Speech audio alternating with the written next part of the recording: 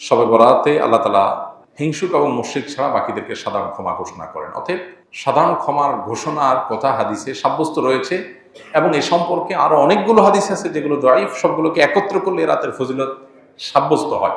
পুরোপুরি কোনো ফজিলত নাই এটা বলাটা সঠিকতার নিকটবর্তী না, বরং ফজিলত কিছু না কিছু ফজিলত সাব্যস্ত হয়। কিন্তু আমরা আবার এটাকে যতটা ঘটা করি বা যারা পালন করি তারা আবার এত বেশি পালন করি যে এটাকে লাইলাতুল কদরের চাইতে গুরুত্বপূর্ণ রাত বানিয়ে ফেলেছে।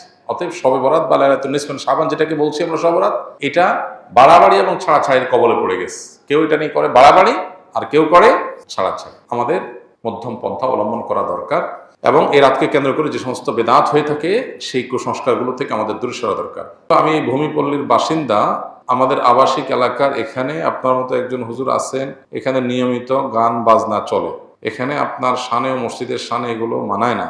দয়া করে এগুলো নিয়ে কমিটির সাথে একটু কথা বললে ভালো হয়। কমিটিকে তো এর আগে বারবার আমি নিজেও বলেছি, যদিও আমি এখানে থাকি না, কি হয় যায় না, কিন্তু বিভিন্ন উপলক্ষে, বিশেষ করে যে 31st নাইট উপলক্ষে, বিভিন্ন উপলক্ষে আমরা বলেছি কমিটিকে অ্যাক্টিভ হতে। বাট দুর্ভাগ্যজনক ওনারা সেটা করতে পারেন নাই, খুবই দুর্ভাগ্যজনক বাস্তবতা। এগুলো আসলে মুরব্বী বুড়াদের দিকে তাকা হবে না, এগুলো করতে হবে তরুণদেরকে। তরুণদের উচিত এসব অনাচারের বিরুদ্ধে দাঁড়ানো। আমি যেখানে যাই সেখানে চেষ্টা করি অনাচারের বিরুদ্ধে দাঁড়ানো। গতকালকে আমার বাসার সামনে কিছু তরুণ দেখে একটা গাড়ি নিয়ে আসছে, আমাকে দেখে নামলো। তো আমি দেখলাম তাদের গাড়িতে বিয়া বড় একটা গিটার, এটা নিয়ে তারা যাচ্ছে। আমাকে দেখে নেমে সালাম ও সাবা করলো। তো চিন্তা করলাম যুবক পোলাপান গিটার নিয়ে যাচ্ছে, গান টান করবে, আবার হুজুর দেখা দাঁড়াইছে দোয়া নেওয়ার জন্য। এই হলো বাঙালি মুসলমানের হালত। গাড়িতে গিটার নিয়ে যাচ্ছে 5-6 জন, ঝাঁকানাকা গান দিবে, আবার এদিকে হুজুর দেখে আবার একটু সালাম ও সাবা করতে মন চাইছে। তো আমি তাদেরকে সালাম ও সাবা করে বললাম, বাবা গাড়িতে দেখলাম একটা লম্বা ইয়া বড় কি গিটার নাকি, এটা কোথায় মানুষের ঘুম হারাম করতে যাচ্ছ তোমরা? তো বলছে না না না হুজুর, আমরা করবো না। দেখেন, বাংলাদেশে এই অনাচারের বিরুদ্ধে একটা বিপ্লব লাগবে, নাহলে এটা থামবে না। আমরা ওয়াজ মাহফিল দিয়ে শুরু করি, কারণ আমাদের সেকুলার বন্ধুরা এসব বিষয়ে কথা বলতে বলে, হ্যাঁ কথা বলতে গেলে বলে আপনারা হুজুররা মাহফিলের বিরুদ্ধে তো কিছু বলেন না। প্রথম কথা হলো, মাহফিলের মাইক দিয়েও যদি মানুষের অতিষ্ঠ করা হয় তাহলে সেটা ইসলাম সমর্থন করে না। এই কথা আমরা সবসময় বলি এবং এটা আগে বলি। কিন্তু আমাদের এটাও মাথায় রাখতে হবে, গ্রামাঞ্চলে বিশেষ করে মাহফিল তো বেশি হয় গ্রামে। গ্রামে মানুষ, পুরো গ্রামের মানুষ মাহফিল শোনার জন্য প্রস্তুত থাকে, গান শোনার জন্য পুরো এলাকার মানুষ প্রস্তুত থাকে না। এখানে পার্থক্যের জায়গাটা। গ্রামে মাহফিল যখন হয় পুরো এলাকার মেয়েরা বাবার বাড়িতে বেড়াতে আসে মাহফিল উপলক্ষে, মাহফিলকে কেন্দ্র করে পুরো এলাকাতে আমেজ তৈরি হয়, সবাই প্রস্তুত থাকে। তাছাড়া গ্রামে প্রচুর গাছপালা থাকার কারণে এক জায়গা থেকে আর জায়গায় সাউন্ড ওইভাবে যে মানুষের শহরে যেরকম ডিস্টার্ব হয় ওই লেভেলে ডিস্টার্ব হয় না। এরপরেও আমরা বলি সেখানে গভীর রাত পর্যন্ত মাহফিল করা উচিত না। এবং আমি যেখানে যাই সেখানে এটা বলার চেষ্টা করি। শহরের মাহফিলে তো আমি 2টা মাহফিল ঢাকায় গত 2-3 বছর আগে, আমার একটা রামপুরাতে আর একটা বোধ হয় মান্ডা মুগদার ওদিকে, 2টা মাহফিলে আমি রাস্তা থেকে ব্যাক করে গেছি। বললাম যে আমি খবর নিয়েছি, মাইক দূর দূরান্তর মতো লাগিয়েছেন, মানুষের ঘুম হারাম করেছেন, এই মাহফিলে আমি যাব না। পরে মাইক খোলাইছি, তারপর আমি সেখানে আবার রিটার্ন গেছি। ওলামা একরাম সচেতন, মাহফিলের মাইক নিয়ন্ত্রণ হচ্ছে এবং এগুলো তো আলেমরা করে না। মাহফিল আয়োজন তো করে সাধারণত সাধারণ মানুষ, বুঝে না, না বুঝে করে। তো ওলামাদের দায়িত্ব সেখানে কথা বলা, তারা বলছেন এবং ইনশাআল্লাহ এটা নিয়ন্ত্রণ হবে। মাহফিল হোক কিন্তু মানুষের কষ্ট না দিয়ে, মাহফিল হোক শব্দ দিয়ে মানুষকে অতিষ্ঠ না করে। কিন্তু এই যে গান বাজনার যে কষ্ট, মাহফিল তো শীত মৌসুমে হয়, বিশেষ সময় হয়, আর এই গান বাজনা তো সারা বছর হয়। আর মাহফিল তো বেশিরভাগই হয় রাত 10টা-11টার মধ্যে শেষ হয়, দেরি হয় তো অল্প কিছু মাহফিল। আর গান তো শুরুই হলো রাতে 12টার পরে, 10টার পরে। এই যে অতিষ্ঠ করা মানুষকে, এই জুলুমের বিরুদ্ধে আমাদের যুবকদেরকে দাঁড়াতে হবে। অন্য যুবকদের হাতে হাত রেখে, চোখে চোখ রেখে, কাঁধে হাত রেখে তাদেরকে বোঝাতে হবে তোমার আনন্দ আরেকজনের কষ্টের কারণ হবে, এটা কোনো সভ্যতার মধ্যে পড়ে না। তোমার বিবেক এর জন্য তোমাকে বাধা দেওয়া উচিত। আমাদের যুবকদেরকে আল্লাহ যেন ইসলাহ করেন, সংশোধন করেন, তাদের বিবেকগুলো যেন জাগ্রত হয়, সে তৌফিক আল্লাহ তাআলা তাদেরকে দান করুন। আমরা ইনশাআল্লাহ তাদেরকে নাসিহা করব, অসৎ কাজে বাধা প্রদান করব। প্রত্যেক এলাকায় এগুলোর বিরুদ্ধে প্রতিরোধ কমিটি হওয়া দরকার। আইন শৃঙ্খলা রক্ষাকারী বাহিনীর লোকজন সবসময় চেষ্টা করেন, ওনারা একা পারেন না, তাদের সদস্য শক্তি, জনবল কম।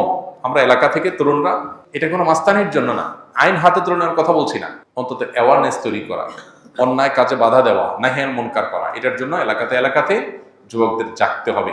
গান দিয়ে, বাজনা দিয়ে বা কোনো আনন্দ ফুর্তি দিয়ে মানুষকে কষ্ট দেওয়ার এই অপসংস্কৃতি, এই অসভ্যতা, এটাকে রীতিমতো আমরা অসভ্যতা বলবো, এটা বন্ধ হওয়া উচিত। আল্লাহ আমাদেরকে তৌফিক দান করুন। গায়েবানা জানাজা নামাজ পড়া জায়েজ হবে কিনা? গায়েবানা জানাজার এই পদ্ধতিটা রাজনৈতিক পদ্ধতি। গায়েবানা জানাজা মূলত রাজনৈতিক জানাজা। এটা কোন জানাজা? রাজনৈতিক জানাজা। যে লাশ নিয়ে অনেক মহড়া দিতে হবে, অনেক ভোট কালেক্ট করতে হবে, মানুষের ইমেজ ক্যাচ করতে হবে, এজন্য যত বেশি সম্ভব গায়েবানা জানাজা করো। নবী করিম সাল্লাল্লাহু আলাইহি সাল্লাম গায়েবানা জানাজা পড়েছেন, যার তিনি ছিলেন কে? নাজাশী।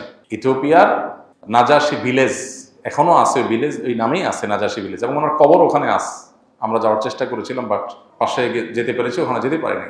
তো নাজাশী বাদশাহ তিনি ইসলাম গ্রহণ করেছেন, কিন্তু তিনি যেখানে মারা গেছেন সেখানে কোনো মুসলমান ছিল না, তার জানাজা হয়নি, তাকে দাফন করা হয়েছে খ্রিস্টানদের পদ্ধতিতে। নবী সাল্লাল্লাহু আলাইহি সাল্লাম তখন মদিনা থেকে তার গায়েবানা জানাজা পড়েছেন, কারণ তার জানাজা হয়নি। এই জন্য ফুকাহা একরাম বলেন, কারোর যদি কোনো মুসলমানের কোথাও মৃত্যু হয়েছে, সেখানে জানাজা হয়নি, তাহলে দূর থেকে অন্য মুসলমানরা তার জানাজা গায়েবানা পড়বে, এটা ঠিক আছে। কিন্তু একটা আস্ত জানাজা হয়েছে, এখন আরো 500 জানাজা পড়তেছেন, কি? গায়েবানা জানাজা। এটা শরিয়া অনুমোদন করে না। এটা হলো রাজনৈতিক জানাজা, এটা শরিয়ার জানাজা না। ব্যবসার ক্ষেত্রে কোন কোন দিকগুলো মেনে চললে আখিরাতেও তার ফলাফল পাবো? রাসূলুল্লাহ কারীম সাল্লাল্লাহু আলাইহি সাল্লামের সাথে রাসূলুল্লাহ কারীম সাল্লাল্লাহু আলাইহি ওয়াসাল্লাম এবং সাহাবীদের ব্যবসার বৈশিষ্ট্য কেমন ছিল?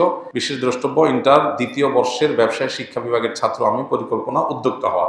যারা তরুণ আছেন, মাশাআল্লাহ, উদ্যোক্তা হওয়ার প্ল্যান করছেন, তারা খুবই সাধুবাদ পাওয়ার মতো একটা কাজ করছেন। উদ্যোক্তা হওয়ার পরিকল্পনা করেন। ইহুদিরা উদ্যোক্তা সবাই, তারা গোটা দুনিয়া কন্ট্রোল করছে। পৃথিবী পলিটিশিয়ানরা কন্ট্রোল করে না, পৃথিবী এন্টারপ্রেনাররা কন্ট্রোল করে। পৃথিবীর রাজনীতিবিদদের হাতে নাই, পৃথিবী যতটা হাতে আছে কাদের? উদ্যোক্তাদের, ব্যবসায়ীদের। এই জন্য মুসলমান তরুণ ব্যবসা করবার, উদ্যোক্তা হয়ে ওঠার মানসিকতা লালন করতে হবে। ব্যবসা অবশ্য এক জিনিস, উদ্যোক্তা আরেক জিনিস। সৃষ্টিশীল কোনো কাজ, কোনো সম্ভাবনার নতুন দুয়ার খোলা, কোনো সংকট দূর করার কোনো উদ্যোগ গ্রহণ করা, এটাই তো উদ্যোক্তা হওয়া। অতএব এটা প্রশংসনীয়, কিন্তু উদ্যোক্তা হতে গেলে এই পথটা মসৃণ না। ধরা খাওয়ার আশঙ্কা থাকে, লুজার হওয়ার আশঙ্কা থাকে, চাপ তৈরি হয়। আর বিশেষ করে আমাদের মতো দুর্নীতি এবং অনিয়মে ভরা সমাজে যদি কেউ উদ্যোক্তা হতে চায়, সে সৎ পথে উদ্যোক্তা হওয়া তার জন্য কঠিন। একই কাজ অন্যরা করবে 2 নম্বর পথে, সেটা তাদের জন্য অনেক ইজি হবে। আপনি করবেন সঠিক পথে, আপনার জন্য কঠিন হবে। এগুলো মাথায় রাখতে হবে। এই জন্য ট্রেনিং এর কোনো বিকল্প নাই। আপনি এন্টারপ্রেনারশিপের জন্য ভালো ভালো ট্রেনিং আছে, সেগুলো আপনাকে করতে হবে, প্রশিক্ষণ নিতে হবে, শিখতে হবে, অভিজ্ঞতাদের কাছে যেতে হবে। আমরা সুন্নাহ ফাউন্ডেশন থেকে একবার সম্ভবত 2022 সালে বা 21 সালে আমরা উদ্যোক্তা সম্মাননা করেছিলাম।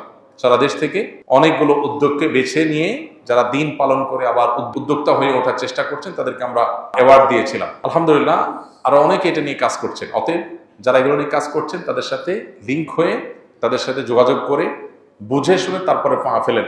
উদ্যোক্তা হতে গিয়ে ধরা খেয়ে এরপরে পিছনে আসবেন না।